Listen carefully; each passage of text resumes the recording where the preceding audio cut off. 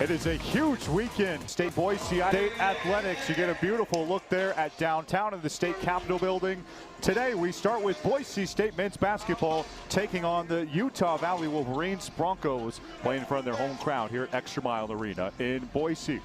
Welcome courtside, everybody. My name is Garrett Jones alongside the former WNBA general manager and two-time national champion at Stanford, Angela Taylor. Angela, I know off the floor you're big in the culinary world. Boise State is desperate for a palate cleanser after a tough loss against upset, hungry Hawaii Pacific on Monday. The key for a good team is to recover. A key for a great team is to be able to figure out where you made some mistakes in the previous game when you didn't play as well as you wanted to. And that's what Boise State is doing. You know that they had 3 solid practices to not work on their offense, but to focus on their defense, which has been the difference maker for them in their championship runs in the past. No doubt you see the weighty expectations for that group. 3rd in the Mountain West preseason poll. Another reason why that loss on Monday was so shocking. You look at what they've done in the non-conference, Angela. Normally it's a given that they'll take care of games like that when you look at this group. Well, this is one of the best coached teams in the country. So a Leon Rice coach team typically comes in. They're super prepared. They know what their scouting report is, but they simply did not perform up to par on the defensive end, and look for them to bounce back this afternoon. You always look for positives for Boise State. One of them on Monday night was Spencer Aarons. What did they do, Angela, in his first collegiate game? Wow. Forward Spencer Aarons is a flat-out scorer who plays with supreme confidence, and that was on display on Monday. He's a true 3-level scorer. The ability to space the floor from the 3-point line, can get to the rim and attack it in the air, and it has the ability to finish with both hands. A true scorer. The team talks about him plays with so much confidence. He's going to be a key coming off the bench this season for the Broncos. He will be a tough assignment defensively for the Wolverines of Utah Valley. Couple cool logos, really cool non-conference matchup. We're ready to bring you the tip next on the Mountain West Network.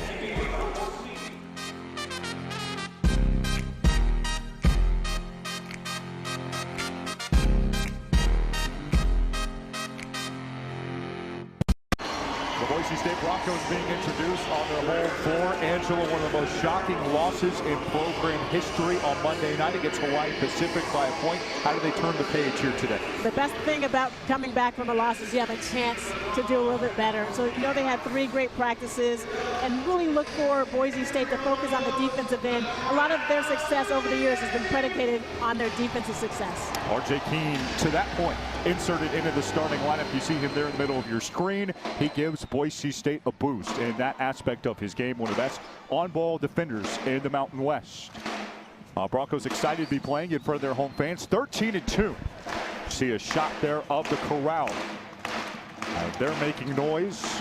And again, one of the reasons that was so shocking on Monday night is because of the brand of success that Boise State has built in this building. You see Utah Valley there on your screen. A look at their starting lineup. Don't get it twisted, Angela. Boise State is on upset watch again today. This was the champion of the WAC in the regular season last year. One of the best mid-major programs in college basketball over the last decade. Utah Valley, very well-coached team. Coach Phillips in his 3rd season has this culture that they built.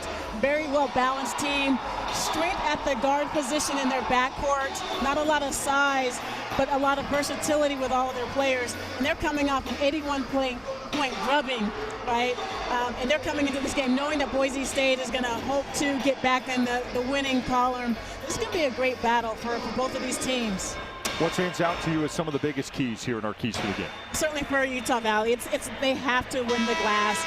They have a size deficit, and so they're going to have to do a really good job of boxing out. And then for Boise State, it's all about competing on the defensive end. We want to see all these players on a string and a much better team defensive effort.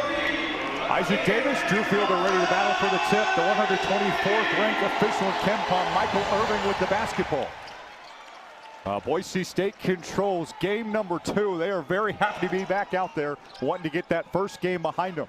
Utah Valley took a 116-35 victory over West Coast Baptist, another non-D1.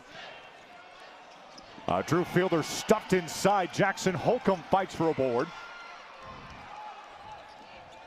Utah Valley saves it. What a start for the Wolverines defensively. We saw in shoot-around today, Utah Valley was really focused on doubling on the low block. As soon as the Bronco player catches the ball, they wanted a quick double. Wolverines in the offense. They averaged 76 points per game a year ago. In a 25-win season, they made it to the first round of the NIT. You see Holcomb right there, likes to put the ball on the floor and attack the paint. It's a good defensive possession. Dylan Andrews, the UCLA transfer, running the offense in his first year at Boise State. Javen Buchanan, the preseason heavy favorite to make one of those teams at the end of the year. He was the sixth man of the year last year. The Boise native, Drew Fielder, with his first bucket from distance. Drew Fielder started off with exhibition play against University of Idaho, shooting the ball really well from the perimeter. Utah Valley is switching defensively, so that is going to be an open look all afternoon long. Transfer from Georgetown, if you haven't seen him. Isaac Davis, speaking of from Idaho, he's from Idaho Falls, played at Utah State last year. Trevin Linhart, the offense just runs right through him. A pass first point guard, preseason all WAC. And we talked about Keene's on-ball defense. Great defense right there by R.J. Keene. And that is why you insert him into the starting lineup. If you want to ramp up your defense, R.J. Keene's the guy. Fundamentally, Angela, what does he bring defensively? Well, there's just a lot of grit. Like, playing good defense is all about understanding your footwork, understanding the scouting report, where your opponent likes to be, where they like to go, what their strengths are, and then effort and energy. Boise State held opponents to 67 points per game last year. That's part of why Monday was so shocking. Leon Rice said, we don't let anybody attack from the three-point line, and Hawaii Pacific absolutely did. Starting from the beginning of the ball game, Hawaii Pacific were able to put the ball on the floor, get to the rim. When defense collapsed, they had wide open three-point shooters. So again, right now, offensively, Boise State is looking at a team that is very switchable defensively. They're going to have to set good screens to get people open. Isaac Davis just took his first personal foul. Back to the well, Drew Fielder 2 for 2. Assistant coach Mike Burns told us he probably left about 10 points out there on Monday night. They just couldn't get him the ball. Fielder definitely did, and right there you're seeing his versatility. Opened up the floor from the three-point line, and their nice touch in the paint. Much better start for the Broncos and their home fans. They were down 8-2 on Monday night. Utah Valley was almost never down in an 81-point drug defeat.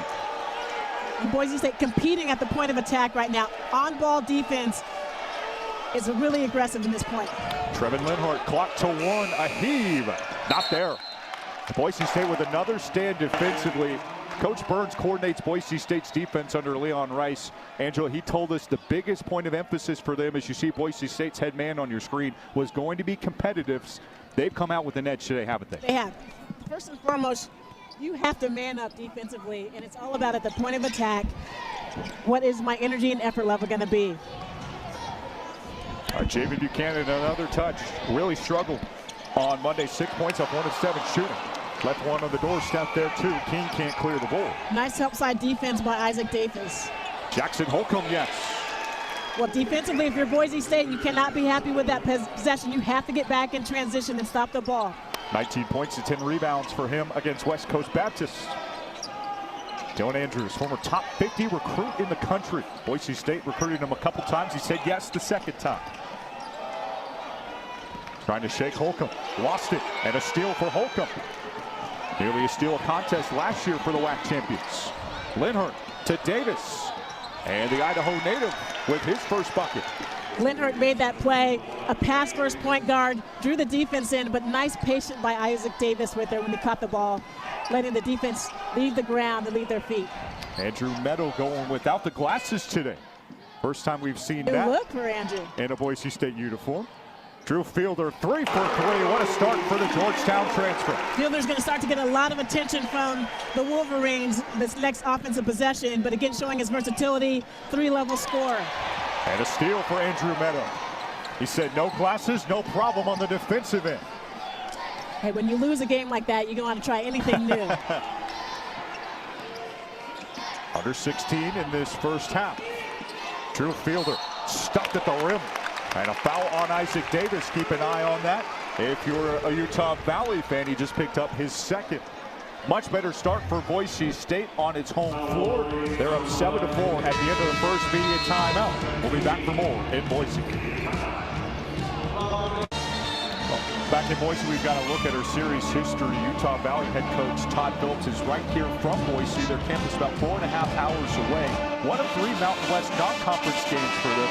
And Angela, he told us this will be a no-brainer. Boise State would let us win one every now and then. The Broncos have had the edge so far in this series in 8 tries. Yeah, 7-1 series edge. But I tell you what, this is a new year right now, and Coach Phillips has this program on a positive trajectory going up, and so it's going to be a competitive ball game for all 40 minutes.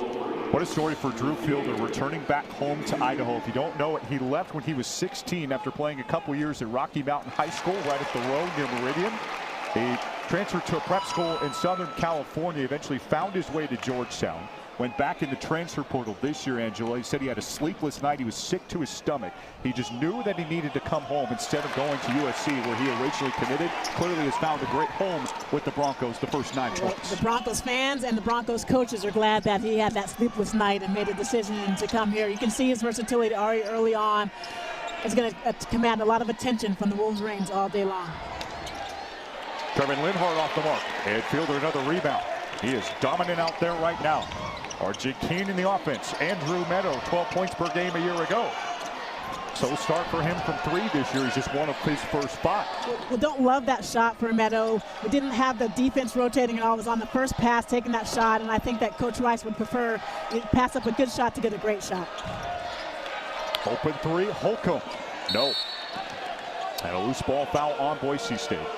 Utah Valley, one of those rare teams that actually shot the 3 the same way that they did giving it up. 34% three-point baskets made and allowed in a 25-9 season a year ago.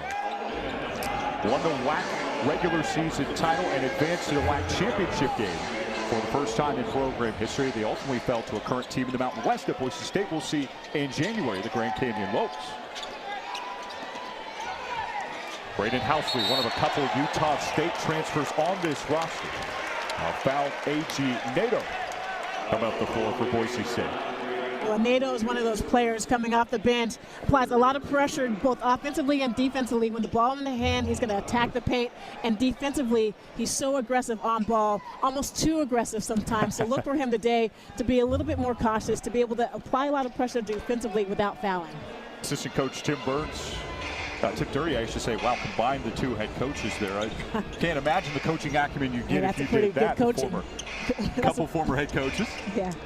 But Coach Tim Dury told us that AG has the same mindset defensively that Spencer Aarons does offensively, Angela, which is aggressive. And you know that man, Leon Rice, absolutely loves that mentality. Well, if you're a young player, the best way to get on the floor is to be able to demonstrate that you have the ability to defend. And that's going to not only get you on the floor, but it's going to keep you on the floor as well. And Nato has been able to do that thus far early in the season. All the way from Luanda, Angola. True freshman point guard will run the second unit when Dylan Andrews is off the floor. Dominic Parolin is in as well, looking for R.J. Keene. Parolin, the transfer from Lehigh. Shot clock down to 8. Parolin stopped. And a rebound for Utah Valley. This is Tyler Hendricks, the twin brother of Taylor Hendricks. First round pick a couple years ago to the Utah Jazz. You can tell early on the Wolverines' pace and tempo. They're looking to get the rebound and kick the ball out and get out in transition. Boise State needs to do a much better job of getting back in transition. 2 fouls on Boise State, 3 on Utah Valley. Dom Parolin just picked up his first personal. And Jackson Holcomb to the strike, 49% there a year ago. 31 games, 1 start last year, taking on a much bigger role. All WAC freshman team honors with the Southern Utah Thunderbirds. You look at the lineup out on the floor for the Broncos right now. Pretty young lineup on the court. You have Aarons back in the lineup. He had a great game the other night. Fielder on the bench. Where's scoring going to come from in this particular lineup? Can Carmichael get his 3-point shot going? Is it going to be Meadow? Holcomb 1 of 2 at the strike. 3 underclassmen on the floor, to your point, Angela, with Peanut Carmichael into the line. Little screen and roll. Extra feed, Spencer Aarons. 14 points on opening night, added a couple of trays as well for the Canadian. And a loose ball foul. Aarons was special the other night. 57% from the 3-point line, 4 of 7 from 3. Had a lot of open looks, but that was being created by some of that penetration from his teammates. And we saw this team, Angela, in an exhibition format against Idaho a couple Fridays ago. That was the differentiator between 2 very good teams that are picked very high in their league, was Boise State's ability to stretch the floor. 6 of 9 from three from their big men that night against the Vandals. Yeah, they only shot 30% from three on Monday, but that wasn't where the game was lost. The game was lost on the defensive end. We know that they're getting good looks offensively, and those will fall.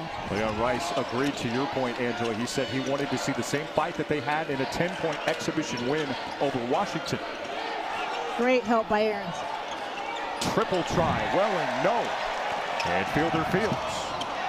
Aarons, Boise State pushing, and a foul on the Wolverines defensively. That's one of those plays you love what you just saw. Defensively, Aarons switched off of his player and then recovered out to three, got his hand on the shot, and then got out in transition. And you would love to reward somebody for that defensive effort. Excellent job by the freshman of running the floor, creating some contact and getting himself to the free throw line. Spencer Aarons at the strike. How about the first career free throws for him? That's a pretty good start, Angela. Nothing but net, something you knew a lot about. Maybe in my dreams right there. But if you're camped out at that three-point line, you're not going to get a lot of opportunities to go to the free throw line. But this is what's going to open up for Aarons as people start to respect and honor that three-point shot. I said he's got supreme confidence defensively and offensively. They identified him very early on as the stretch forward. You're seeing that with some of his form and his shooting prowess. Trevin Linhart. Coach Phillips said he's been working with him on taking games over. He's so pass first that sometimes they want to see him be a little more aggressive. Well, you love having a point guard who loves to distribute the ball to their teammates, but you also want that player to be aggressive and looking at the basket.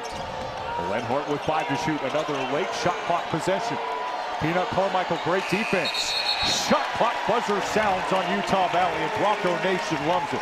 Well, you can see the entire bench for Boise State is up on their feet because that is the type of defensive effort not only do they expect, but they're more than capable of doing. Excellent on-ball defense right there by Peanut Carmichael. Yeah, that is what they were looking for on Monday night. Leon Rice said as much. He said, that was my fault on Monday. I didn't prepare them well enough for what they should expect and didn't make it clear enough what we were expecting defensively. Well, if you're being honest, though, you don't like to lose as a head coach, but if you have to, this is the best way to get your players' attention. Spencer Aarons with the silky smooth touch. Well, his high release point makes it almost impossible to block that shot. So if you just give him a little bit of space, Aarons is going to be able to get that shot off. Boise State an 8-point lead, largest advantage for the Broncos tonight. Aiden Welling gets it to drop. A transfer from UC Irvine. That was a really difficult shot. That was great defense again, just a better finish. His brother used to play for this team. Now it's Welling's turn to represent. Carmichael off the mark from the corner. Boise State 205 from deep to start.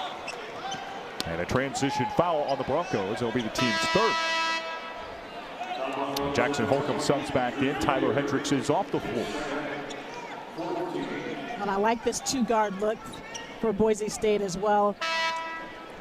Having both Andrews and Nato on the floor at the same time, again, allows you to pick up defensively, three-quarter court or full court on that on-ball pressure. 14-9 for Linhart on opening night. Working on Dylan Andrews. Noah Tates. Isaac Hawkins had the shot clock buzzer sound with the ball in his hand. Well, look how far out Utah Valley is initiating their offense. That just comes to the point of attack, which creates turnovers. Look out below, Dylan Andrews with a steal and a score. Another offensive opportunity created by the defensive effort on ball. And Dylan said he's just so excited to be a Bronco. Everything from the coaches, what he was wanting for in the portal, aligned. Utah Valley takes advantage of Sepulveda's Bronco defense there. Jackson Holcomb on the tape.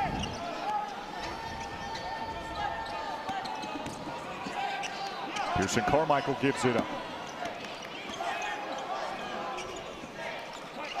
The David Buchanan rating 6th man of the year in the Mountain West. That's more of what they wanted to see on Monday. That's exactly what they like to see.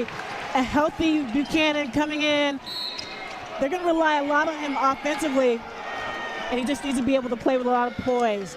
Boise State up 17-9 right now, playing extremely well. And just look, Dylan Andrews out in transition off of their defensive energy. Boise State playing well on the defensive end, leading to a 6-point lead. Drew Fielder, tremendous start to his basketball game. Angela, what's the thing that he's doing that's tough for Utah Valley defensively right now? Well, first and foremost, Fielder is so versatile. He has the ability to face up and space the floor. And then obviously when he gets the ball in the low block, he's so aggressive with the ball in his hands, the ability to go over the left or the right shoulder. And if you do not come with a quick double team, your barbecue chicken, as Shaq would say, if Fielder's one-on-one on that low block. Again, showing his versatility. If you come out to guard him at the three-point line, he has the ability to put the ball on the floor with a nice floater in his mid-range game, and on the low block, a lot of different moves. Don't make us hungry now, Angel. Barbecue chicken sounds delicious right now. Something smells great in ExtraMile Arena. Before the foul, Angela, before our break, as Jackson Holcomb looks to complete a three-point play, that's something new that you're not seeing regularly in college basketball prior. The continuation, Holcomb was fouled, made the bucket, got a chance for a three-point play. What is your take on that being added to this game? Well, I think early on in the season, it's going to require an adjustment from all of the players to understand how the officials are going to officiate that particular call. I think it's going to, once we get into the midseason, you'll understand it a little bit more. But I think it's going to give a lot more opportunities for folks to get to the free-throw line. Spencer Aarons, already 5 three-pointers in a Boise State uniform. He's playing in just his second game. Couldn't find the touch there. Jackson Holcomb working on Pearson Carmichael. Tate's trying to get creative, maybe a little too much so. It's Boise State's basketball. A nice defensive possession by Boise State. They got a little bit lucky right there. Utah Valley's guards are crashing the boards, and so Boise State's guards are going to have to do a much better job of blocking out. Broncos looking to extend the lead in as much as an 8-point cushion here in front of their home fans. Very different story from Monday night when they let D2 Hawaii Pacific lead for 27 minutes and walk out with the win. A.G. Nato, pinned to the glass. What a rejection. Buchanan follows and is fouled. Looked like Hawkins interior defensively. That was a nice defense play by the Wolverines right there, with Nato putting the ball on the floor. Help side came over, shot that over 3 players. Later on in this half, you're going to have a lot of opportunities to kick it out for wide open three-point shooters if they're crashing and coming over for the shot block. That'd feel good for Isaac Hawkins defensively in that play too. Another player playing in front of fans in Idaho. He played at the College of Southern Idaho. Javen Buchanan at the strike, 81% at the line last year. Hard to believe, Angela, he started just 2 games last year, but he had such an important role, earning that 6th Man of the Year award in the Mountain West. Well, and learned so much from Tyson Degenhart last year. The coaching staff has talked this offseason, was one of those vocal leaders and the leaders by example all season in the gym, and they're going to rely on Buchanan a lot this year. Braden Housley, one of a couple transfers from Utah State. Familiarity with this building, going through everything with the Aggies here last year. Housley finds the touch. Nice hesitation move right there by Housley at the elbow. That got the defense to stagger a little bit, allowed him to get to the rim. A point you just made a couple minutes ago, Angela. It is hard for Boise State to replace both Tyson Degenhart and Alvaro Cardenas. Coaches told us that they played so much 2-man game last year. They want to play more 5 out this year, but they have the potential to kind of a nice security blanket with that 2-man game. And Andrews and Fielder, of course, a couple high-profile recruits transferring over from high major institutions. Well, you're filling some pretty big shoes with what you lost last year, but there's so much talent on this Broncos squad, and it's just a matter of who's going to get comfortable in playing that role. When you're taking a step over and a step up in competition level and expectations, there's a lot of pressure on you to perform. Buchanan to Meadow for 2 off a Utah Valley goaltender. These guys are aggressive defensively, trying to block shots, aren't they? They are. So as the Wolverines, when the ball is in the air, they are moving. All 5 players are moving toward the ball, and help side's coming over. Tyler Hendricks aggressive there on the defensive end. He played in a defensive league in the Big 12 at UCF last year. Another 3-pointer off the mark for Utah Valley. Broncos looking to run. Spencer Aarons working on Hawkins. Off the mark. Follows the miss. Denied again by Hawkins. And Aarons is fouled. Again, they're leaving Boise State's post players one-on-one on the low block. Help side is not coming over. So you have a little bit of time to go one-on-one on that block. But the Wolverines are being really aggressive. If you're patient offensively with the ball, do a little shot fake, you're going to get them up off their feet and a chance to get to the free throw line. Yeah, Wolverine is a very fitting mascot for their mindset defensively, isn't it? Oh, it is. It's a pack mentality for sure. They are all over the place, and that's one of the reasons that they've been successful in the WAC conference is a lot of versatility offensively. They certainly shoot the ball really well from the three-point line, but defensively, all 5 players are in play. Aaron's 2 for 2 at the stripe. And Boise State, its largest lead, a 9-point burst. See a little full court pressure here by Boise State. Trevin Linhart, Tyler Hendricks. Book it. He feels great at Utah Valley this year. His mom moved to Salt Lake. She's here today. And his twin brother, Taylor, up the row playing for the Jets. Such a great story, and it's all about family. He moved a long way away from home from Fort Lauderdale, but coming out here to have family near and dear is great. I love that his mom came up here to watch this game this afternoon. Back to a 2-possession game. Utah Valley hanging around against a team that's picked 3rd in the Mountain West this season. Top 44 in the net rankings last year. R.J. King. Spencer Aarons. What a shot! Looked like Dirk Nowitzki with the high arcing fadeaway. Hey, I don't know who was practicing that shot. Going to your left, off of 1 foot, 3-point shot from 2 feet beyond the 3-point line. That's money for Spencer Aarons. I just dated myself, I guess. The kids would say Jokic with that high arcing 3-pointer. Holcomb finishes, and Javen Buchanan gives up the bucket. Another one for Holcomb. Wolverines are doing a really nice job of attacking the paint going left. Andrew Meadow isolated. And a whistle on Utah Valley defensively. Again, more in that aggressive mindset defensively. They've already picked up their 8th team foul. Well, you can see right here on the low block, the Wolverines are being aggressive. They're moving their feet, but they're being really physical at the point of attack against Boise State right now. And as Boise State is trying to put the ball on the floor, they simply are not able to go east or north and south. They're only going east and west right now. Andrew Meadow at the stripe. You might not recognize him if you saw him this time last year. He had the long hair down to his shoulders. He wore glasses every game. He surprised everybody when he came out and cut off the locks before a game against Utah State. He just said it felt like it was time. And now no goggles. He is confident in his junior season. The lone preseason all-conference selection for Boise State. That was a bit of a surprise for some of the people around this program. Well, everyone knows how hard he works in the offseason. They call him a basketball cyborg, and we'll see if that translates. Keen to steal. Buchanan downhill. And one. Javen Buchanan getting aggressive. And you get a sense that is exactly what Buchanan needed. Just a little confidence maker, using his physicality to be able to get to the rim. And right now, Spencer Aarons, the clock is winding down. Money, a 10-point lead by the Broncos. Well, Javen Buchanan with an aggressive downhill mentality. That was what was missing on Monday night, according to their coaches. 6 points off 1 of 7 shooting, just 0 of 1 from 3 against Hawaii Pacific. And Angela, the coaches said, you know, he wasn't feeling that. He's had a lot of surgeries over the past couple of years. Had a hip surgery, a back surgery, missed 13 weeks recovering from that.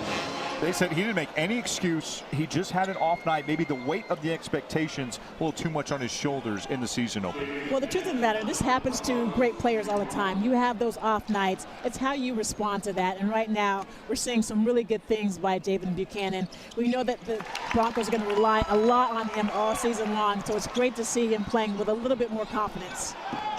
11-point lead for Buchanan and Boise State. The coaches called him the leader of their team, one of the best players in the Mountain West. Putting pressure on the ball here, Welling. And he's fouled by Buchanan. That is Boise State's 6th. Well, what we're seeing right now, Boise State is elevating their defensive effort. Everyone is spacing the floor. They're out in passing lanes and on ball. So there's going to be a lot of driving lanes open for the Wolverines with not a lot of help side. And so if you're on ball, you need to be able to move your feet, stay in front of the offensive player, and do it without fouling. Hayden Welling played at Corner Canyon High School in Utah, the same high school as New York Giant quarterback Jackson Dart, who started the football team, the baseball team. They both graduated in 2019. How about Jackson Dart? So fun to watch. You can tell that he has that locker room behind him completely. Yeah, Welling trying to take some of that mentality and help lead this team. Buchanan. Had another air ball miss on Monday night. Still trying to find that touch from distance. He was 32% last year. Jackson Holcomb, named to the all-WAC freshman team last year. Nice defense by Parolin. Welling off the mark. 1-on-3. Andrew Meadows slows it down. Found a little bit of space, and Holcomb another ball. Again, another really early shot by Meadow. Didn't necessarily love that three-point shot either. Welling, I believe that is air ball number 3 on the night.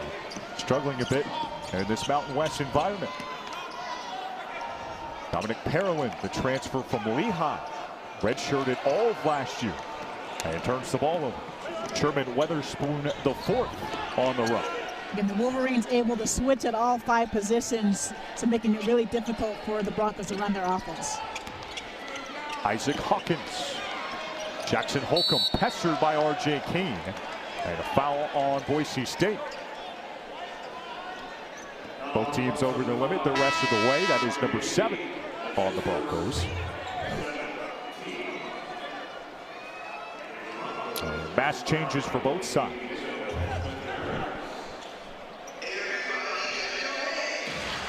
And Jackson Holcomb to the free throw line.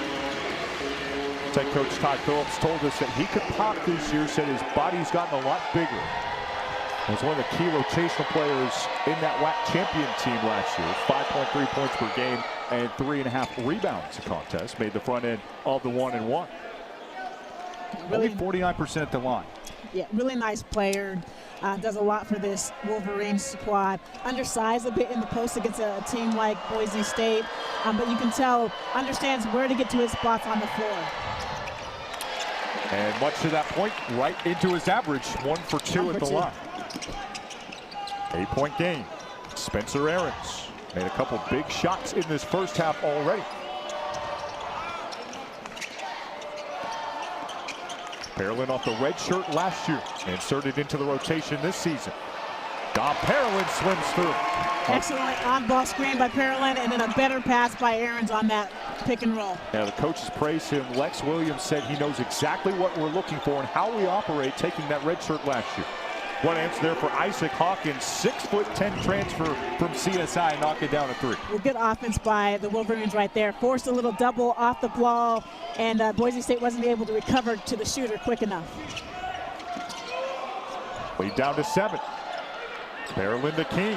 R.J. King, yes. He's got the green light to shoot this year, according to Leon Rice. You love to see that. He didn't shoot the ball very well from the three-point line last year, or a lot, but has a really nice stroke. Shot a lot of three-pointers in the offseason and shooting with a lot more confidence this year. That was what they recruited him as, was kind of a corner three-point guy. Turned into a hard-nosed defender. But they're going to need him to be a little bit more aggressive offensively this year. Carmichael left it behind. Here comes Housley on the run. Utah Valley looking to make it a single-digit deficit. Holcomb, no. Aaron stands tall. So it looked like Holcomb got away with a little push-off on that first attack, paint attack, but a quick second leap got him an offensive rebound. A.G. Nato blows a time. Back to that turnovers for Boise State. Well, in Utah Valley doing a nice job getting back defensively. So every time a Broncos player has the ball in their hands, they're seeing 5 defenders looking at them. And they need to do a better job of setting screens, moving the ball offensively, and then looking to get the ball in the low block where there's some one-on-one opportunities. Trevin Lenhart answers. Lead trim back down to 6, and a timeout for Leon Rice and Boise State. Just the answer that Todd Phillips and Utah Valley were looking for. Boise State looked like it was in control. R.J. King and the Broncos trying to push away before the break. Utah Valley and Coach Todd Phillips are hoping for a big jump out of Jackson Holcomb. So far, they've gotten it. A kid from Idaho Falls. 19 points on opening night, and 11 so far today, Angela. Yeah, really athletic player, and the coaches talk about he's a utility player, but his game is maturing. You can tell getting a little bit more confident, and not just doing the little things, but also trying to find his spots on the floor where offensively he can score and be effective.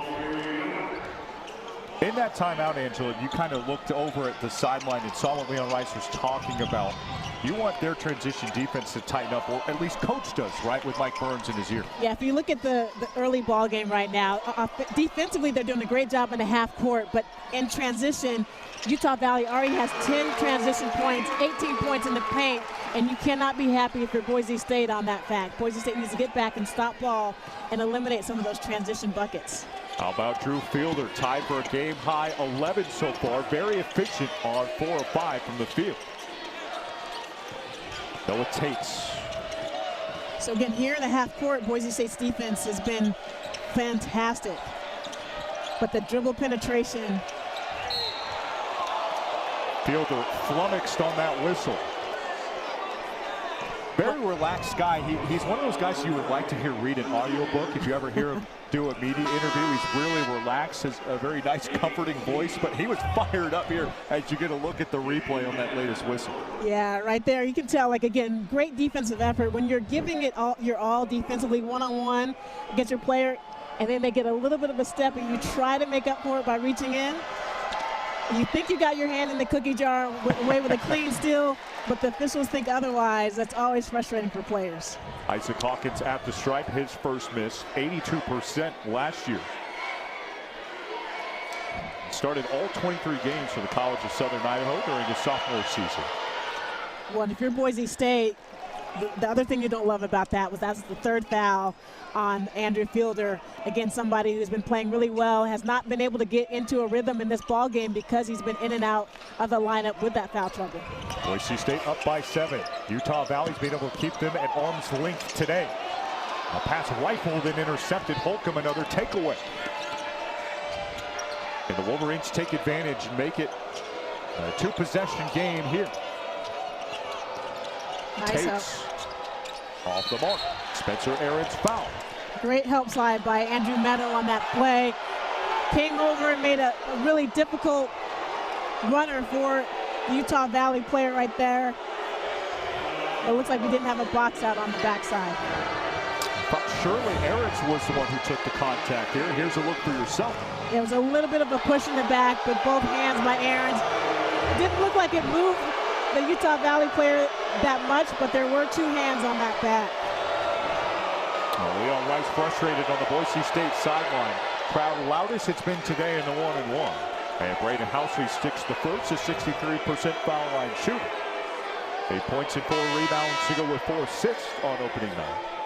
Well, Utah Valley's getting to the free throw line. This is their 11th free throw coming up. They're 7 of 10 from the line already, and that is keeping them in the ball game. So Boise State, again, you want to be aggressive defensively without fouling. Boy, Utah Valley has left a lot at the line in this first half. Just 7 of 11. Carmichael in transition is fouled. It's a nice look ahead right there for Carmichael, sneaking behind the Wolverine defense. One of the things that you like about Nato, you get a young point guard, but does a really good job with the ball in his hands, particularly in transition. He's either looking for his opportunity for him to get to the rack one-on-one, or is looking to kick it ahead to teammates who are running out in their lanes. Carmichael, a rare free throw miss, 77% at the line. We were talking about Andrew Meadow earlier, Angela, and the coaches told us that he drafted off of Andrew this year. He was in the gym almost as much as he was, which is really saying something, considering that Andrew told us that he put up 30,000 shots this offseason. Well, and one of the things, if you are Peanut Carmichael, to have players like that you can learn from, like what it takes to be a professional. Like, how do you work out in the offseason? How do you make that big leap from your freshman year to your sophomore year? Utah Valley looking to hang around. Down by a touchdown at an extra point here on a Saturday. Lenhart to Holcomb. The defense there by Spencer Aaron's. Last touch by Boise State. Really like the effort by Boise State defensively. Utah Valley moves that ball around the perimeter. They do a nice job of putting on the floor, attacking, getting open shooters. Boise State's doing an excellent job of navigating screens and putting a lot of pressure on ball. Lenhart to the 10. What a fine Holcomb on the deuce. Similar to Monday night, just that dribble penetration by Utah Valley is really exposing this Boise State defense. We need to do a better job on ball of containing dribble penetration. 13 for Holcomb in the first half. Andrews around the horn. Spencer Aarons. Buchanan a follow. And Utah Valley can't field the miss. They're out of bounds. And that might be a break for Boise State. Yeah, here with about 2 minutes left. We need a couple good offensive possessions by Boise State. Try to get good shots. We've seen some forced shots late in the shot clock because of Utah Valley's defense is forcing Boise State to go one-on-one and keeping some of their offensive sets away. Andrews to Javen Buchanan. Just a hair over 2 remaining before the halftime break. Dylan Andrews. Book it from distance. 33% last year at UCLA from outside. Great job by Andrews in spotting up, being ready on the catch. Excellent job by Nato, getting to the elbow with dribble penetration, collapsing that defense, and setting up a wide open shot. 14 points and 9 assists on opening night. Only the 6th player in the Leon Rice era to do so for Boise State.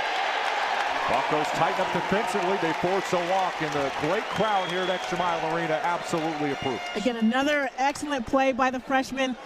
Buchanan get off his feet right there. You don't love to hit that closeout. You would have loved for him to stay a little bit on his feet, but Nato was in help side, came over, anticipated that play, did an excellent job of taking the charge. And Boise State will be looking to get back to a double-digit lead here in the first half. They've led by as many of 11 if you're just now tuning in. Well, and defensively for Boise State, Utah Valley is not shooting the ball particularly well from the three-point line, so keep them in front of you and contain that dribble penetration. Now Utah Valley in the zone. A.G. Nato. Whoa, look at that distance. The true freshman from outside. Excellent ball movement versus that zone.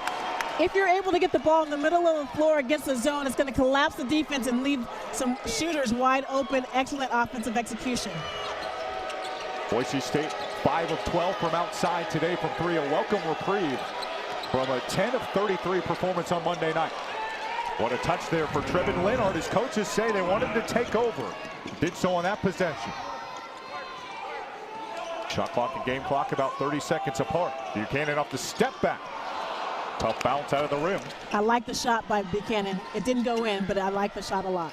Lenhart clears. Utah Valley still hanging around, just a 9-point hole.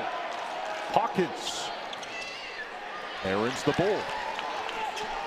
Boise State can't go 2 for 1. Shot clock and game clock about 5 seconds apart. Spencer Aarons. They'll get free throws. You can see the confidence by Aarons right there. Anytime the ball is in his hand, he is looking to score the ball. That is the ultimate scorer's mentality. Half ball will shoot. That is the middle name for Spencer Aarons right there. Out of Oakville, Ontario, ranked as a top 30 power forward in the nation as a recruit, according to ESPN and 24/7 Sports. Knocks down the first to make it a 10-point lead once again. Gonzaga was in the mix. Leon Rice's close friend, Mark Field, of course, the head coach there. This time next year, we'll be talking about Gonzaga coming to ExtraMile Arena in the Pac-12. And Aarons chose Boise State over Gonzaga and several other institutions, and they really felt like that was a landmark recruit to land. And it makes sense why they found opportunities for him to contribute in his true freshman season. Well, and you can see just at that size, standing 6'10", and the ability to put the ball on the floor, attack the paint, can score with either hand, and space the floor from the three-point line. You use the analogy of comparing him to Dirk Nowitzki. A lot of similarities to one of your favorite players with the Dallas Mavericks, Dirk Nowitzki, and just a freshman, but doesn't seem like a freshman, plays with a lot of poise on the floor. How about the non-conference success for Boise State at home? We talked about the Pac-12.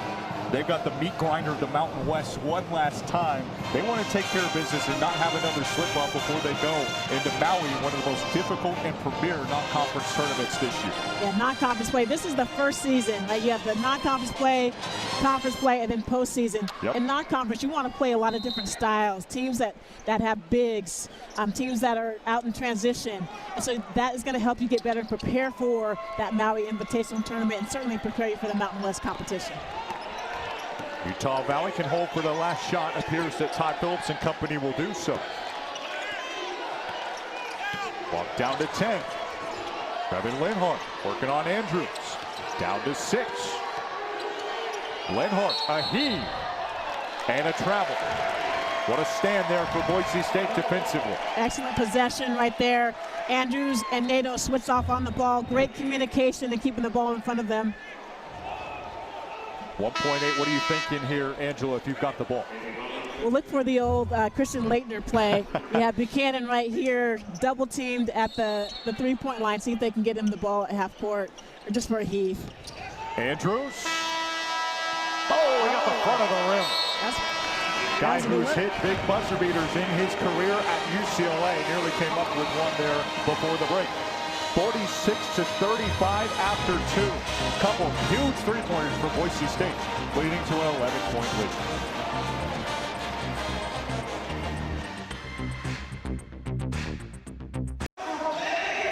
A 46-35 lead at the break for the Boise State Broncos. Much needed for a great crowd that has shown out again after Monday's tough performance against Hawaii Pacific. Garrett Jones, Angela Taylor, our entire crew here with you.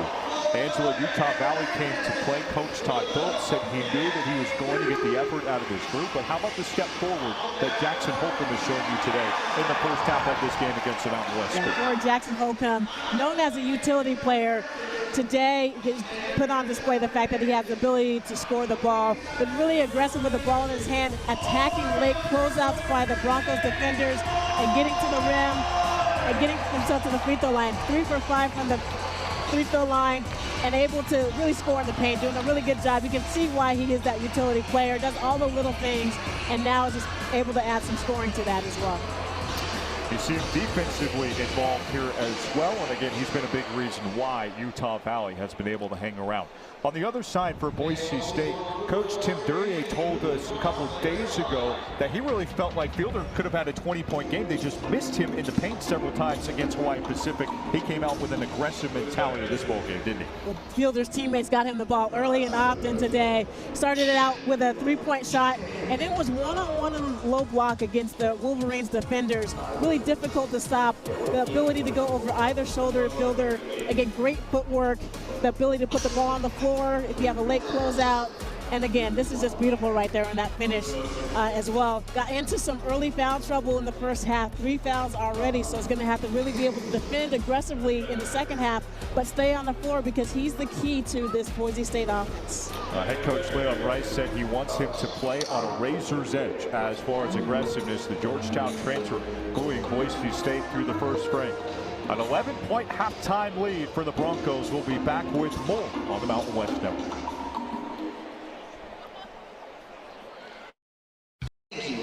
All the Wolverines scratching and clawing, no pun intended. Hanging around here in this first half. Boise State with a coaching as we take a look here at our halftime stats. More of the same offensively for Boise State from Monday night. They were pretty solid, all things considered, with 78 points despite not shooting the 3 very well. They have continued that in the first half here today. When you look at these numbers, Angela, anything else stand out for both teams?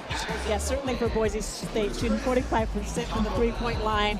They got great looks on Monday, they just didn't make them. Today they're making those looks, but offensively for them, they have 17 points off of 10 Utah Valley turnovers, so doing a nice job of being really aggressive defensively and being able to get out in transition. For Utah Valley, you know, once they take care of the ball, they've been able to attack the paint. They already have 22 points in the paint. They're +6 points in the paint between the Broncos and Utah Valley. And Boise State's going to have to kind of cut that valve off if they want to extend this lead here in the second half. You see there Utah Valley 2. Coach Todd Phillips said, you know, some of the big keys for them were winning that battle on the glass. So far, they're right in that, Angela, but they also wanted to limit Boise State 3-point attempts. And you know, no coach will ever be happy when you're at a double-figure mark in turnovers. Not only that, but doubling up Boise State in that department in this first frame. Yeah, not a lot of rebounds. Both teams shooting the ball particularly well, 50% from the floor for both teams. But if you are Utah Valley, you want to do a better job of taking care of the ball. And a lot of that has been predicated on Boise State's on-ball defense. They're getting out in passing lanes, which is allowing them to get out in transition to get some easy layups. But both teams are playing fairly well here in the first half. We have an 11-point ball game. If you're Utah Valley, you want to be able to execute a little bit better in your half-court offense. And if you're Boise State, certainly doing a better job defensively, but your transition defense is something that you definitely know that the coaching staff is highlighting at halftime. Well, Utah Valley, too, a high-level program that wins in the WAC. That's what Coach Burns said. They just know how to win. They haven't been intimidated by this environment at all. They'll go to 3 different Mountain West environments, including at Fresno State on Wednesday.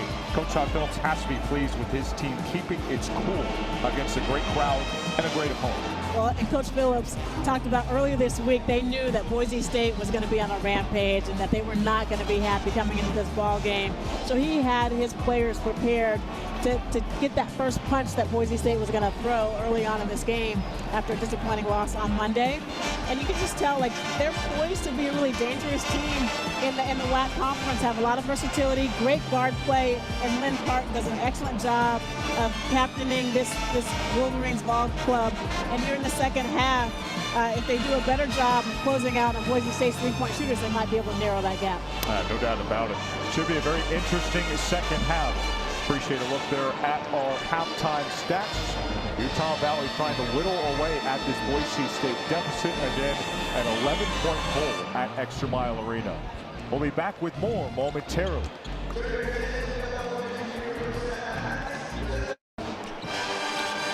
Just about ready for the second half here from the X in beautiful Boise, Idaho. We were talking about the importance of this game, Angela. Boise State never wants to have a non-conference slip-up. They have already crossed that bridge here this season, unfortunately for Bronco fans, with the loss on Monday night. They took a quad 4 loss, what ended up being a really bad setback toward their at-large resume last year when they fell to Boston College and Grand Cayman last year. And they said the importance of the rest of this non-league slate is going to be putting yourself in a position when March comes around, if you're in that at-large discussion, to take any other doubts off the table that will be put there by that Hawaii Pacific loss. The silver lining for that loss is that it is not going to impact their net rating when you get to March. And hopefully it awakens this team to understand that the little things do matter. But a really tough schedule coming up. We talked about the Maui Invitational, which is always so competitive, where they start out against a USA team. And then as I look at the schedule, a couple of other games at Butler, a really tough place to play in that field house in Indianapolis, and then versus a always well-prepared St. Mary's squad. No doubt about it. On the other side for Utah Valley, the Wolverines always play a competitive schedule. Todd Phillips said, maybe I'm stupid, but I want to go in there and play Fresno State. I want to go in there and play San Diego State. They too are in a position where they are trying to increase their standing, and if they win the WAC, Angela, maybe increase their seed if they get to the NCAA tournament.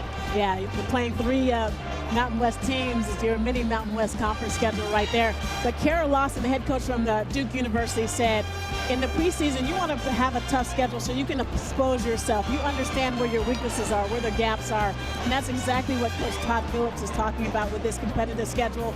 They don't want to just win the WAC conference. They want to prepare themselves for the NCAA tournament bid. And having a competitive schedule is going to help you get better both individually and collectively. 46-35 at the break. We are back with the second half in just a second. An 11-point lead for Boise State at the break over Utah Valley. Garrett Jones, Angela Taylor here with you, our entire Mountain West Network crew. Angela, what's the biggest adjustment you feel like Utah Valley needs to make in the second half? Well, they made an adjustment in their starting lineup. And Welling, number 8, is starting here a little bit to help maybe space the floor a little bit offensively and to be able to get some stops defensively. Tyler Hendricks gives it up. A set play for Welling. And sure enough, right to your point, Angela, to get him a shot on the first possession. And a loose ball foul on the Wolverines, possession number 1. Well, and just the ability to be able to space the floor for Coach Todd Phillips may open it up for some more of that dribble penetration, which has been the most successful aspect of the Utah Valley offense here in the first half. Dylan Andrews and Boise State trying to push away. This will be a nice win for them. After a setback on Monday night, the first time the Broncos have lost to a non-Division I opponent in the Leon Rice era, and the first time as a program since Lewis and Clark State in 1995. A 3-second violation. You don't see that very often anymore, Angela. You really don't. There's so much ball movement right now, and both of these teams do an excellent job of not holding on to the ball. But Parolin right there inserted into the starting lineup on Boise State's end of the court as well, with Fielder in foul trouble with 3 fouls, starting off the game on the bench. Starting out the second half here in Boise. Intercepted by Dylan Andrews. Nearly a steal a game last year under Mick Cronin at UCLA.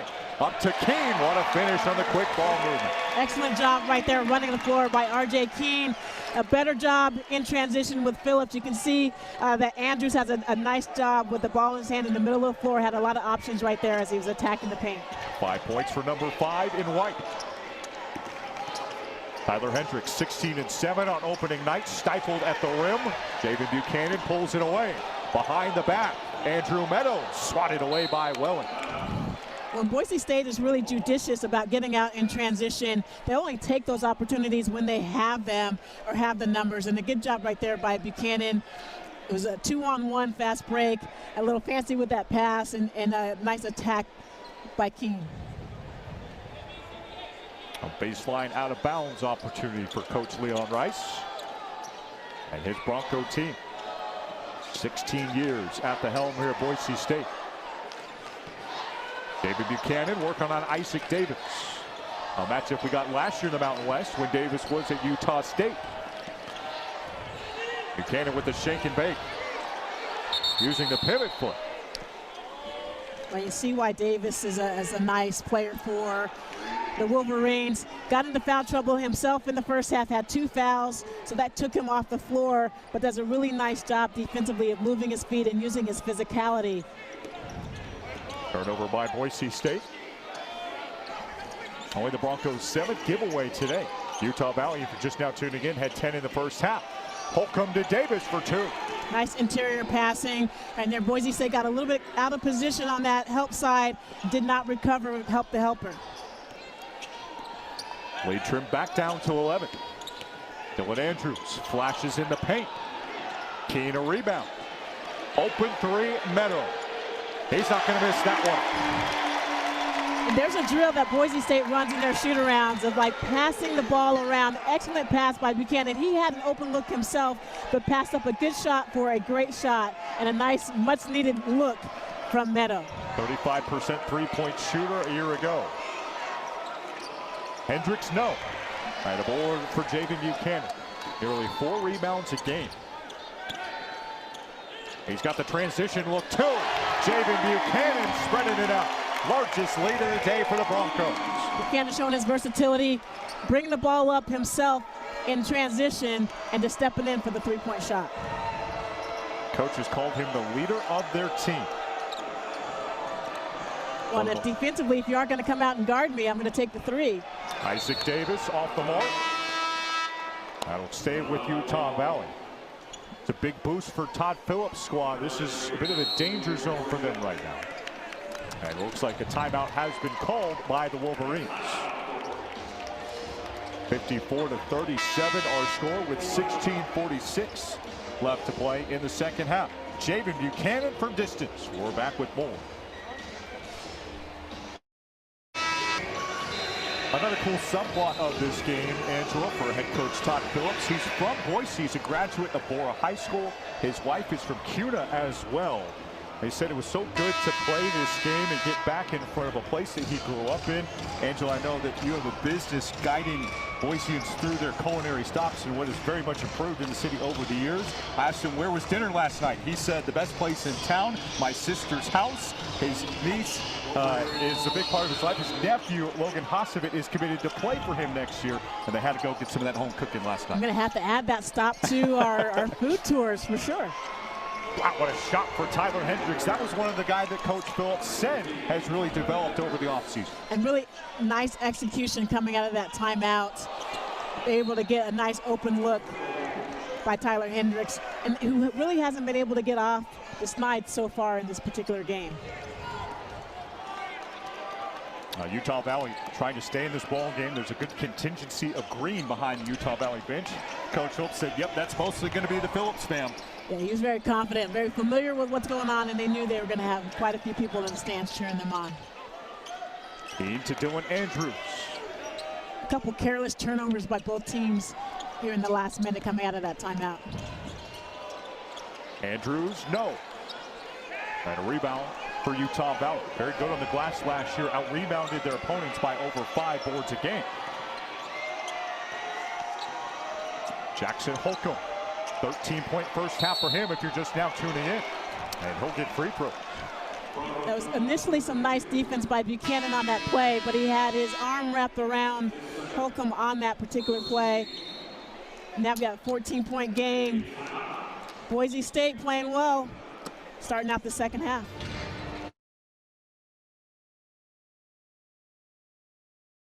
A 54-40 game for Utah Valley. The Wolverines trying to hang around. Drew Fielder trying to give Boise State some cushion. He said he made his little kid self very happy by coming back and putting on the blue and orange. He shared a story about coming to this arena when he was a kid, growing up in Boise. He said he was with some friends and they dared him to go take a picture with the Boise State cheerleaders. And he showed kind of that fearlessness that you see him play with there initially on that night. And he said he's just so happy to be back in this environment. Monday night didn't go like he envisioned his Bronco debut. Been a better story here today. Yeah, probably a little bit surreal for him to be able to play here in ExtraMile Arena in front of fans of the blue and orange, just like you did when you were a little kid. And so in those moments, he's going to have a lot of exciting moments. And certainly because of the style of play on both ends of the court, he's going to have a lot of fans on their feet when he's playing well. Jackson Holcomb off the mark again. Boise State's basketball. That's been the one hole in his game today, Angela. 4 for 7 at the strike. Well, and you talked about it before, shooting 49% on the season from the free throw line. Needs to be able, he has a nice stroke, and so I'm not quite sure why he's shooting such a low percentage, but he's going to get plenty of those opportunities because he's so physical with the ball. Nato had it tipped. Coach Phillips maybe thought otherwise. Boise State back into a half-court set. Drew Fielder. Got to guard him at the three-point line. Coach Lex Williams called him a 3-level score. And Andrew Meadow fouled along the baseline. Utah Valley guilty of its second whistle. We've seen both teams tighten up the defense, Angela. Neither one of them committing as many fouls as we saw in the first half. Right, and both doing a decent job here in the second half of taking care of the ball. I mean, 1 turnover for Utah Valley and 2 turnovers for Boise State here in the second half. Fielder showing you some of that 3-level scoring, knocking down another one from deep. He was just 25% from outside of Georgetown last year. Well, I thought earlier in that possession he passed up an open 3 and then decided to put the ball on the floor and attack the paint, but right there he's not going to pass up 2 open looks in a row. Leon Rice said he's had a lot of long phone conversations with Georgetown coach Ed Cooley about him. That was one of the things they talked about. Ed said, don't let that number fool you. He can really shoot it from distance. Oh my goodness, a buttery finish off a beautiful fake. And Boise State up by 18. Fantastic finish by Fielder. What set that up was Nato running the floor, forced the defender to make a decision of who they were going to guard. And Fielder had a beautiful finish at the rim. Fielder stands tall defensively and pulls down a rebound. It is the Drew Fielder show right now in Boise. How nice is it when you have post players that can handle the ball in transition and go get a bucket, whether it's Buchanan or Fielder? Pearson Carmichael foul. That's almost everybody now, isn't it, Angela? I mean, you saw Tyson Dagenhart do a little bit of that. We've already seen Javen Buchanan trigger a transition 3. It's so different than it used to be as far as recruiting high school players. These guys can put the ball and score on the floor like you see Carmichael attempted to on that last 3 play. Yeah, you see the difference maker for so many of these offenses that are being unlocked is the ability for their front court players to handle the ball and initiate offense, whether it's handling the ball in transition or getting them into offense or being the playmakers at that elbow or high post. We talked about him getting in the gym with Andrew Meadow, Peanut Carmichael. What a resource it is. We got one of the best players in program history as an assistant coach as well, and Roberto Bergensen. They said he was in constantly going up against Berto every single day, which if you've seen him, you know he is still very much in playing shape. Well, and talks a good game in the shoot-arounds as well. But there's so many, the staff is so talented and bringing back so many former players that are familiar with this program and this coaching style to be able to help these young players. Yeah, Kobe Carl, son of George Carl, former Bronco men's basketball alum. Not a former alum, he is an alum. Back as well as in addition to Mark Few's son, AJ, showing an analytics role. takes a transition three. There's your former Stanford Cardinal. He was 2 years with the Stanford Cardinal, always been known as a great shooter. Noah Tate's right there. In transition, if you don't get out and guard in transition, you're going to leave a lot of shooters open at the three-point line. Stop at Loyola Marymount in between his time at Stanford and Utah Valley. Fielder to Buchanan. And you understand why the Wolverines are biting off of Drew Fielder's face right now beyond the three-point line. You really, you have to come out and guard Fielder. Again, had another opportunity for it that looked like an open look because he has such a high trajectory on his shot, but excellent job of sharing the ball and being really unselfish, which is the trademark of this Broncos squad. 15-point lead. Carmichael looking for Aaron. A lot of shooting on the floor for the Broncos right now. You see the spacing. The key is wide open for dribble penetration. Fielder fumbles it out of bounds. Last touch by Utah Valley. Well, Fielder had the right idea. It was 5 out on that particular play. The lane was wide open for dribble penetration and just caught the Wolverine player reaching in. Buchanan and the Broncos to toss it in. Just opened up a 20-point lead. Trying to pull away what would be a nice non-conference win. At the start of this 4-minute session, we just talked about how well Utah Valley was defending without fouling. That script has completely flipped. They just picked up their 6th team foul. And we're not even 7 minutes into the second half. Well, and Buchanan's doing a nice job on the low block. He's one-on-one, pinning and sealing, and trying to get some position on that low block. And Boise State fouls away for the basketball. Off a Fielder miss. Again, good offense. When you have 4 shooters on the floor for Boise State and either Fielder or Buchanan on that low block one-on-one, you can get a lot of easy looks over the top of the high-low passing, or if you want to skip the ball, and when they're doing an excellent job of pinning and sealing. Trevin Linhart gives it up. Tyler Hendricks. Tate's off the fake. Hendricks, 3.2 points per game last year at UCF. Also played in the college basketball crown, just like Boise State did. They made it to the semifinals of that inaugural tournament. Fell to Nebraska. UCF fell in the final. Andrews bumped by Isaac Hawkins. And that is number 7, so they are already over the limit with 12:46 left. That is not an ingredient to a comeback, is it, AJ? It really isn't. Like, first you're slowing the game down, and Boise State's doing an excellent job from the free throw line, shooting 88% from the line, 15 of 17 on the evening. And so if you're Utah Valley, you want to be able to defend aggressively, which they did in the first half, but try not to get too handsy on ball or try to reach in when the Boise State players is turning the corner. Dylan Andrews to the free throw line.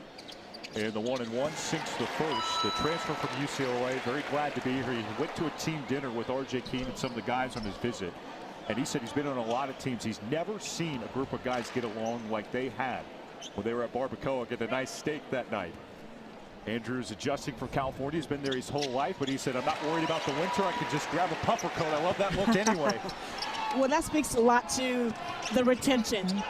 Coach Rice does an excellent job of being able to retain their players in a college life cycle right now, where you see so many players moving to different programs. That consistency allows them to build that team chemistry. Isaac Davis, no, not the homecoming that he was hoping for, the former top-ranked player in the state of Idaho. Yeah, led his team to back-to-back state championships when he was here. Started with the year at Utah State. Good fielder working on him. There's some of that flash zone by Davis. Nearly comes up with a steal. Andrew Meadow hits the floor. There's a tie-up, and a jump ball is called with the possession arrow pointing Boise State's way. Great hustle by both teams on that particular play. You can tell a culture of giving the extra effort for both Utah Valley and Boise State. Two very similarly coached programs. Coach Mike Burns said he's got so much respect for Todd Phillips. Said he's known him all the way back to when he was playing at Snow College. And Mike said that's just a window on how old I am. Miss off the mark from Carmichael. Linhart in transition. That's more of what Coach Phillips wants to see out of him this year. They said he's so good, such a willing passer. Top 5 in assist to turnover ratio in the country last year. Well, Lenhart is known for, as soon as he gets in lane, he's looking to pass the ball. Beautiful lob assist right there from Andrews to Aarons. You love that backdoor cut from the dunker spot.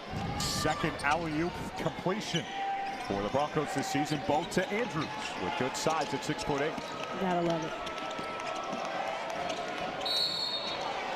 Broncos commit a foul, trying to guard the rim. That will be the team's third, and it will take us to the under 12. Boise State on cruise control this second half. Much more fun afternoon at Extra Mile for the fans and the line. Up to your point earlier, Angelo, assistant coach Jim Dirty had told us you never want it to happen in that humiliating of a fashion. But as far as the at-large bid is concerned, Boise State with a very forgivable mistake against that D2 Hawaii Pacific team. The men's basketball selection committee is presented a paper that has 21 different items on it. That loss will not be included on that sheet. Well, that is one of the things, and I appreciate when you asked Coach the question. He said, it's not a blessing in disguise. Like, you never want to lose, and you certainly don't want to lose a game in that fashion.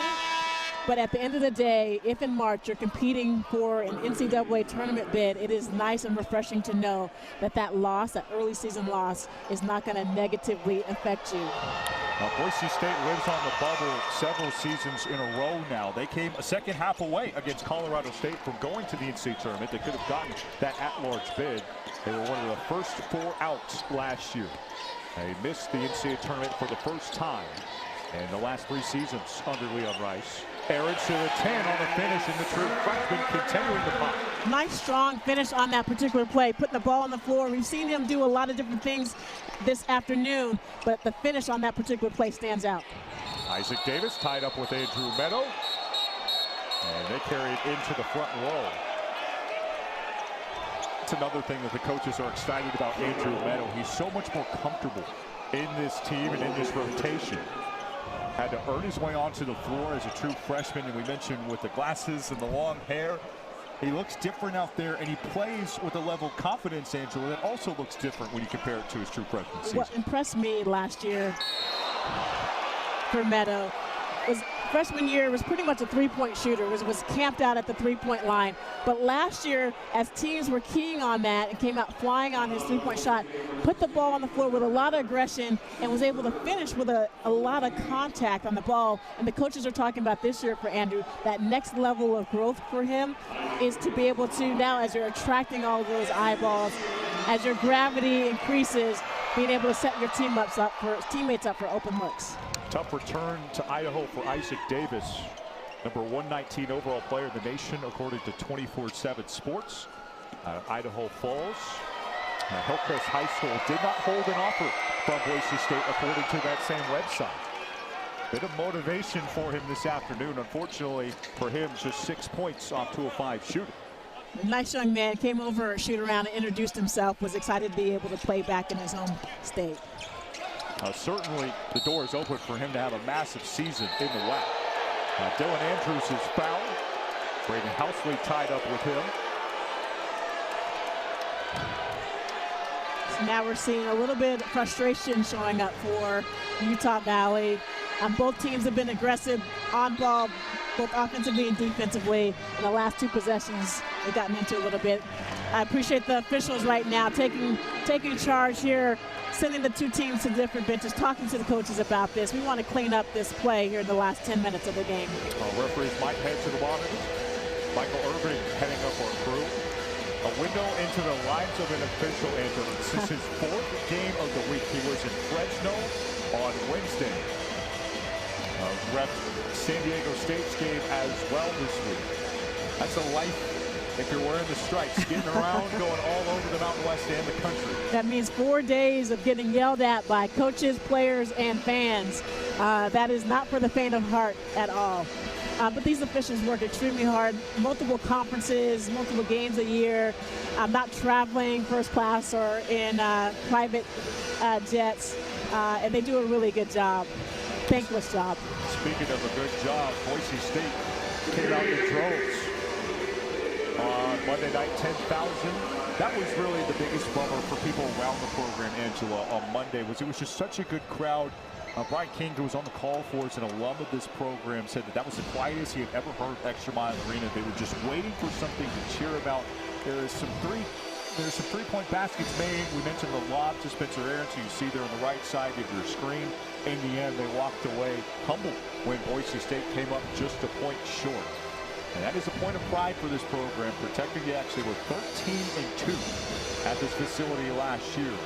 A lesson learned for the new guys in this program, isn't it? Yeah, when you talk about home court advantage, ExtraMile Arena has been that for decades. The crowd, when you get them on your feet, it's that extra layer of encouragement. And certainly in a big moment on Monday, it felt like I was watching the game on TV, and it felt like there was plenty of opportunities for Boise State to be able to take control of that particular game, but the clock just kept whittling down, and we weren't seeing those runs that they usually go on as a result of defensive stops and getting easy offensive baskets. But it's a learning opportunity. This is a really young team. We're looking for a flagrant foul here. That's what Michael Irving has been over at the bench trying to assess, and it looks like one has been issued. So Dylan Andrews to shoot free throws. Yeah, I think that they're going to say that Housley on that play may not have been going for the ball. It kind of just grabbed Andrews' upper arm. And a miss on the front end by Dylan Andrews. And I think this was more of a gut call by the officials to try to keep the game in hand after those two scraps on both ends of the floor. Two misses there from Dylan Andrews. Still getting settled in as a Bronco. 100 games played at UCLA. And Angela, you grew up here in Idaho, played your high school basketball here. You've seen this program take several steps forward over the past couple of decades. Could you have imagined the UCLA starting point guard transferring to Boise, Idaho, and suiting up for the Broncos the very next year? When we think about the blue bloods of men's basketball, Georgetown, UCLA, and we have two players from both of those programs that transferred in this year, and both are going to play some significant roles for the Broncos on the season, in Andrews and certainly in Fielder that we've already seen this year.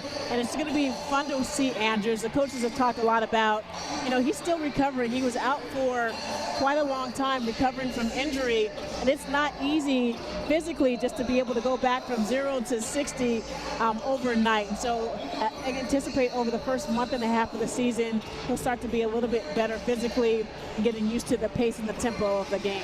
6 practices for him this fall. That's all he's got due to his injuries. The coach said it was one of those. They didn't give us a specific one. We didn't want to ask either. But also, they said it was something that really limited him. And that's another reason why to give this team a little more grace for Monday night, too. They were just getting used to having Andrews run the offense. And he said he holds himself to a very high standard. These free throw misses will bug him. And it looks like our crew is still deliberating, awarding one more free throw for him after missing the first 2. Maybe stepped away or just now tuning in, Braden Housley. Assessed with a technical foul, a Class A technical. And 2 free throws awarded to Dylan Andrews. Well, and Garrett, as we're trying to work out what exactly is going on with the free throw situation, I think you're exactly right. We're taking a look at this Boise State roster, and there is not one player on the team, except for maybe R.J. Keene, that is going to be playing a similar role to what they played last year. Buchanan's going to have to step up and get more touches and be much more aggressive offensively. Carmichael started to play in the second half of the season in conference play, but now it's going to be relied upon as a sophomore. The transfers that are coming in are getting used to a brand new system, a very complicated offensive and defensive system. So it's going to take a little bit of time to adjust. All right, so Andrew Meadows selected by Coach Rice for the 2 free throws in addition to what Andrews missed. That is 3 straight at the line missed by Boise State. And a very good crowd, a little bit agitated right now due to the lengthy delay. Andrew Meadows, the guy who, with 1 free throw miss, he was 84% last year, Angela. He's probably going to be back in the gym tonight shooting 100 for that 1 miss. I think the coaching staff is going to have the entire team back in the gym later tonight or early tomorrow, working on their free throws. Still 18 of 23 on the day. That's why that was such a surprise, that sequence. They've been so good there today. Meadows good off the window. And the lead swells for Boise State. Meadows showing off his athleticism. Took a little bit of a hit on that floater, and is still able to finish off the glass. Isaac Davis into the offense. Working on Buchanan. Kevin Renhart to Welling. And fouled on the gathering. Pearson Carmichael whistled. That is the team's fifth. The Broncos doing a little bit of better job of navigating those on-ball screens. Here, the communication, so much of defense is about communication. And this right here, Carmichael wasn't able to get ahead of the offensive player, moving his feet. And Welling at the strike. We told you earlier in the game that his brother played for this team last year. Really good program at UC Irvine. And Angela, that's what a lot of coaches will tell you. Leon Rice has said you can't win the Mountain West with 18-year-olds. So they have been heavily predicated on recruiting out of the transfer portal. So is Utah Valley. A lot of coaches will tell you want guys from winning programs like UC Irvine who can help you establish that winning culture. Yeah, it's really difficult to teach someone how to win. If you've had that experience, you know the little things that matter to help you get over the hump. Aaron's no.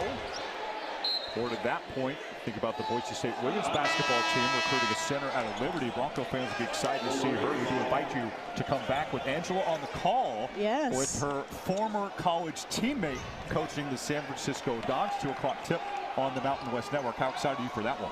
All basketball all the time. A great weekend for me. It'd be a great opportunity to call the USF Boise State game. A close game last year between those two teams at Chase Center in San Francisco. And then the head coach from San Francisco was a dear teammate, classmate at Stanford, Molly Goodenbauer. Has done a great job. Certainly a winner on the court. Was a catalyst for our 1992 national championship team, and has done a nice job with the USF program. I was going to say, don't sell yourself short, Angela. Get that national championship mention. Got to mention that, right? Every now and then, for all those teammates out there listening. Andrew Meadow and Boise State holding on to a 16-point lead. Andrew Meadow to Dylan Andrews. Just missed a couple technical free throws. 61 starts under former head coach Mick Cronin and the Bruins. Meadow and one. The hope and the home for Boise State's junior. And that is what Meadow put on display last year. His ability to put the ball on the floor and attack closeouts from the three-point line. But not only do that, but to finish with contact. He's so physically gifted. He's in the gym all the time, in the weight room all the time. You can see his body of work on the floor, but certainly his body of work in the weight room. Back to the free throw line for Andrew Meadow. 3 of 4 at the strike. And Angela, this is the second time that you and I have seen this team together. This is kind of what we saw against Idaho as well, when Boise State went through some offensive lulls. They wanted Meadow to drive, pick up contact, and ultimately get to the free throw line. He was 7 of 9 against the Vandals in October. The team is going to be better off this year with Meadow in attack mode offensively, whether that's taking three-point shots or putting the ball on the floor. And as soon as that defense collapses, like his growth this year is going to be able to identify the open shooters and teammates. Holcomb denied. Broncos on the run. Meadow, slammer jammer. Andrew Meadow catching fire in the second half. And one for Holcomb, what an answer. Such a great job getting out in transition with Meadow running the floor, but you don't love the fact that on a make, Utah Valley was able to get to the free throw line back in transition. Buchanan got caught out of position a little bit there and let a player get behind him defensively with this rim attack. Jackson Holcomb, if you're a Wolverine fan and you're just now tuning in, explosive first half for him. 13 points. He's been limited to just 4 in the second frame. How much of that is part of the reason why Utah Valley struggled so much in the second frame? Yeah, right now it's like they're not getting consistent looks offensively. In the first half, they were able to attack the Broncos defense off the dribble, get some points in the paint, get out in transition. Boise State's doing a better job in both aspects of the game here in the second half. But how about Holcomb? 19 points in the opener and already 16 tonight, or 17 with that last free throw. Loose ball tapped out of bounds off of Utah Valley. Just saw some of offensive coordinator, quote, Tim Duryea's play design there. Going to see a lot of the pick and pop with Spencer Aarons in his range, aren't you, Angel? You really are. Like, he does an excellent job, Aarons does, of setting on-ball screens that can open him up to pop, or he is so good with his hands and footwork in the paint to be able to pick and pop or pick and roll. Speaking of good footwork, Drew Fielder found a little room. Missed him deep. Still a really great performance for Drew with 16 and 5. Hawkins drops that in. Another area for Boise State, continuing to allow that dribble penetration. Then when help side comes over, the dump off is happening, something they're going to have to clean up early in the season. 16-point game, under 8 minutes remaining. Fielder, yes, just chiseling more room in the paint. If you're Holcomb, there is absolutely nothing you can do. You have a size disadvantage, and then one-on-one on the low block. Fielder has great footwork and the ability to score with either hand. Open lane, Linhart says, I'll take that. Well, the Red Sea is parting right now defensively for Boise State, and Utah Valley continues to attack the paint. This is where they had success offensively in the first half.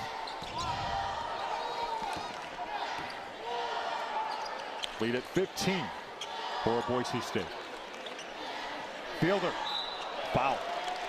And some frustration there from Sherman Weatherspoon, the fourth. But Boise State will have free throws coming. Foul fest continues in the second half. Already 16 between the two teams. Boise State leading 77-61.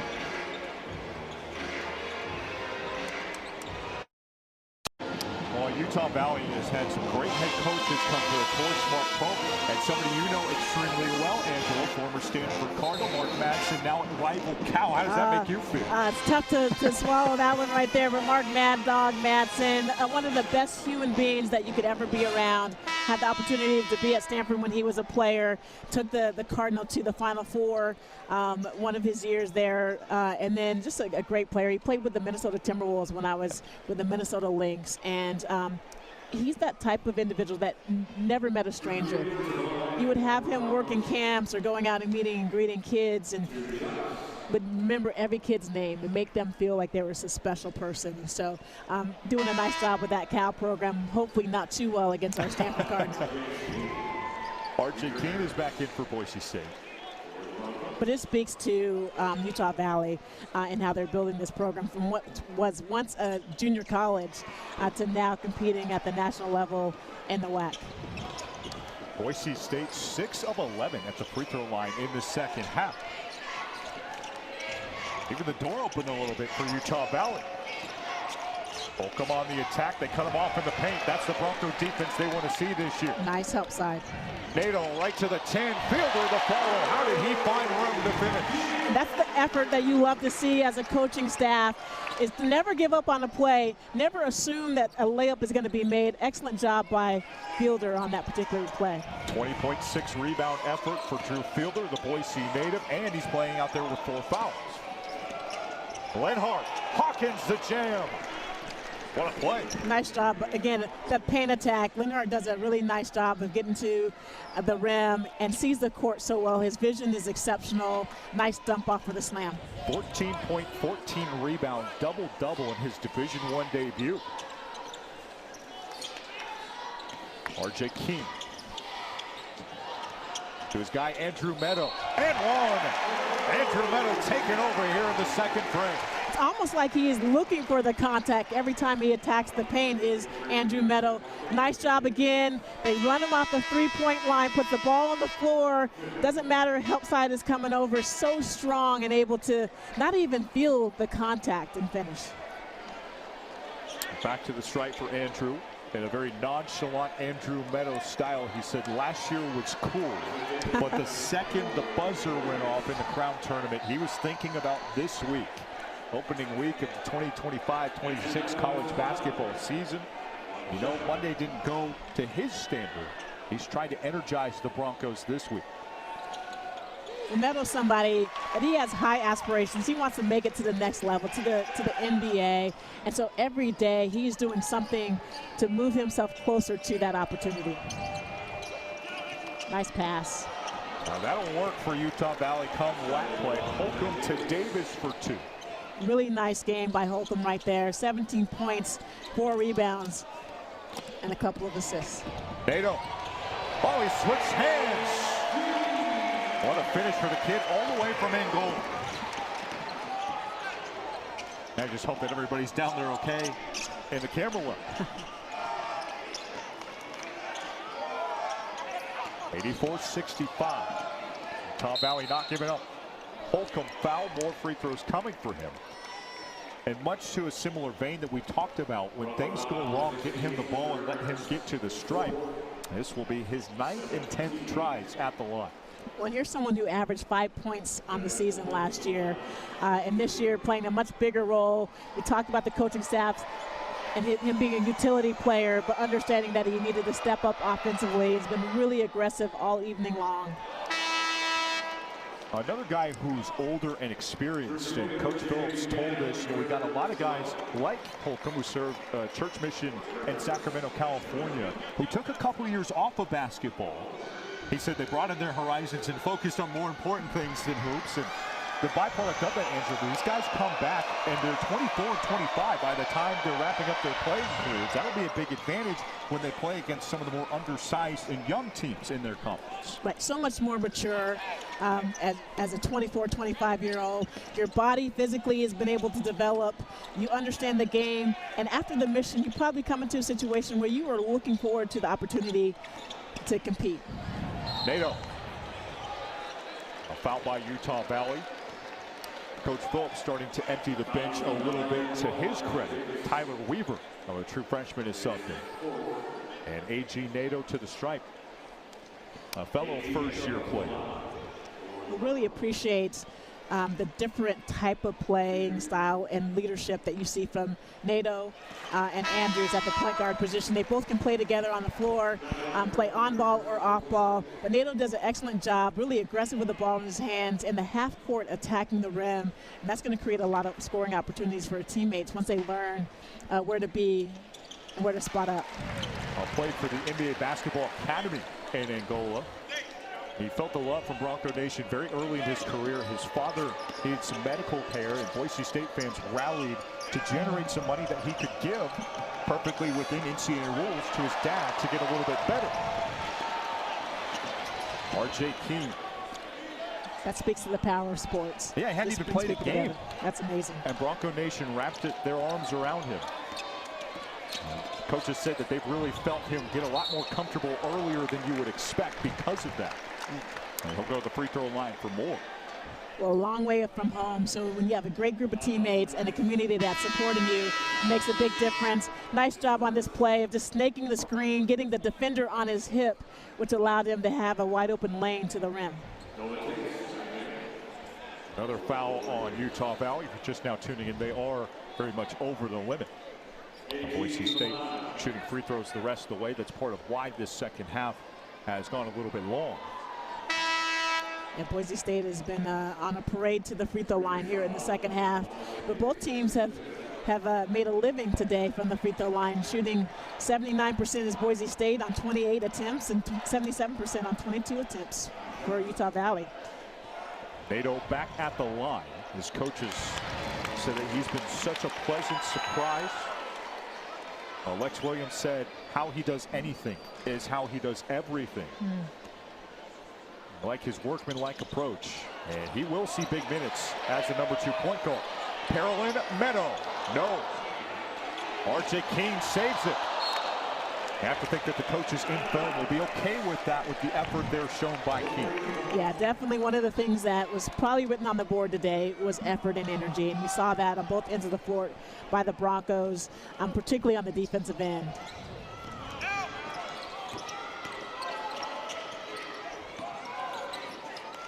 Hayden Welling. Sherman Weatherspoon before. Out to Weaver. Holcomb drives.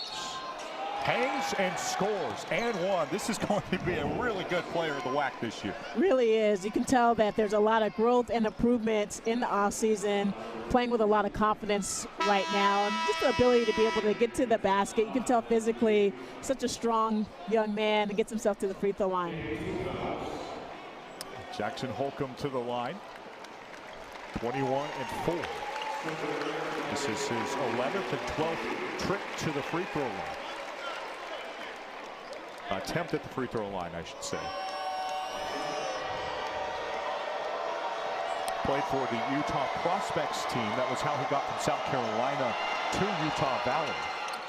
And if you're a big college basketball fan, you might know that group. That is the same AAU team as A.J. DeBonta, the top-rated recruit currently playing at BYU at 21 points. And his debut led the Cougars, the top 10 team in the country, over Villanova. Imagine saying that a couple years ago. Speaking of Mark Pope, of course, former Utah Valley head coach. He had a stop at BYU between his time for the Wolverines and the Kentucky Wildcats. 4 to shoot, Spencer Aarons. Oh, what a finish. There's that Dirk Nowitzki, the footwork, the turnaround. Again, just a freshman, and we're seeing the arsenal of offensive tools that this young man Aarons has. 89-70 is our score. 3:40 left in the second half. Tripped in by Utah Valley. That's Tate scoring again. Noah, the graduate, able to thread it through. 2.7 rebounds a game last year at Loyola Marymount. 89-72 the score. Parolin at the Mountain America logo. Nato. Parolin a rebound. Off the mark. Spencer Aarons the rebound. Boise State really showing its Mountain West size right now with this lineup on the floor. Yeah, that was one of the biggest differences in this game. At the guard position, matched up pretty well, but the front court, and a nice kiss to the crowd by Aarons right there. Such a confident score. How about the quickness of that pass, too, from Nato? Utah Valley can't answer, and it's out of bounds. It'll be Boise State's basketball. Broncos looking really comfortable here in the second half. The lead has ballooned to 20. Aarons tickling the twine again. That's a different world in college basketball, Angelo. We're seeing a lot more of these teams in the preseason. Obviously, the open exhibition with fans there against Idaho, that's a new NCAA rule. But also, we heard a lot about the Broncos going to Seattle and a closed-door scrimmage and taking down Washington by 10 points. Leon Rice said, okay, the thing that they liked the most about that was they took it at Washington, a Big Ten team that's picked 11th out of 18 teams in that league. And Mike Burns said that was part of why it was so puzzling that they came out with a lack of fight against Hawaii Pacific on Monday. Yeah, it was one of the things about college players is you just never know. They have so much going on in their life with their studies and travel. And so, as we've talked about, it's nice to know that that loss on Monday should not impact them in March. Hayden Welling and Utah Valley trying to hang around. They'd love to keep the Broncos under 100 and keep it within 20 as they start to look at Fresno State on Wednesday night. Talk about upsets. Andrew, it wouldn't be a surprise at all to see this Utah Valley team go down to Fresno and take down the team that was picked last in the Mountain West this year. I've been really impressed with Utah Valley. They look nice on film, but just watching in person, you can see as Julian Bowie hits a big three, you can see how well coached Utah Valley is, have a lot of versatility, an excellent point guard in Linhart that knows how and when to get the ball to his teammates, but this year is looking to be much more aggressive with the ball in his hand and scoring. And then certainly what we're seeing from Jackson Holcomb. If he's able to continue on this pace, averaging 20 points a game at this point, they're going to have a lot of nice scoring, and they're a great defensive team as well. Julian Bowie, speaking of Idaho natives, we talked a lot about that today. Another one out of Pocatello, one of the best players in Eastern Idaho when he came out of high school a couple years ago. Good to see him contribute with a three. And one. Another Idaho native, Tyler Medeiros, making his debut in the game. The Middleton High School grad drops it in. Another one of those Idaho high school players that had a great high school career. Player of the year, won the state championship his junior year, and was named the defensive MVP, getting some minutes. Got to be cool for him to come back to the Treasure Valley area and contribute. He was recruited as a football player as well. 90 seconds left in what will be Boise State's first win of the season.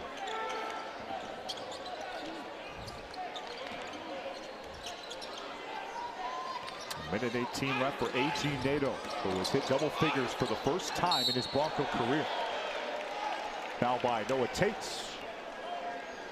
And we talked a lot about it's not what happens that's around the floor, but it's how you respond when things don't go your way. And this Boise State team responded well against a really good Utah Valley team. Right now leading by 22 points. Saw some quality performances by several players. Good effort on the defensive end, and then decent offensive execution. There's still some things that they can refine. You can tell that these players aren't used to playing with each other as much as they will 5-10 games from now when they get into conference play. A dozen for NATO. Boise State right on the precipice of 100. The fans want it. They'll get at least one more possession with the shot clock on. You get a taco or something from ExtraMile? I believe that is the deal. Loose ball rebound, 1 minute left. Bun Boom making his Bronco debut. And he is stopped, but he will be the one with the chance to put them over the 100-point mark. You guys can probably wonder why the crowd is on the edge of their seats for these free throws, but get to the century mark. Bud Boom at a Lincoln, Nebraska, Linkier Academy, very good prep program. And there is the big eruption for 100 points. Offense has certainly not been the issue this year for Boise State, especially not on opening night. They hit another level today. Boom at 2 for 2 on his first 2 Bronco free throws. Coach Burns said the game is starting to slow down a little bit for those true freshmen. Some of the new additions to this roster in practice. A follow for Joel Kura, the transfer from Utah. When you like in moments like these, the players that come off the bench, this is their opportunity to gain a little bit of trust from the coaching staff and doing the little things, playing well defensively, executing offensively, not making mistakes. And that is how you're able to stack minutes on minutes and get more playing time. Shot clock and game clock about 11 seconds apart. A.G. Nato. Utah Valley basketball. Where do the Wolverines go from here, Angela? Again, there's a lot to like if you're Coach Phillips and the coaching staff. The effort is there. You can tell they have great shooting on the floor. They weren't able to get a lot of open looks today because of Boise State's defense, but have quality offensive players, good defense.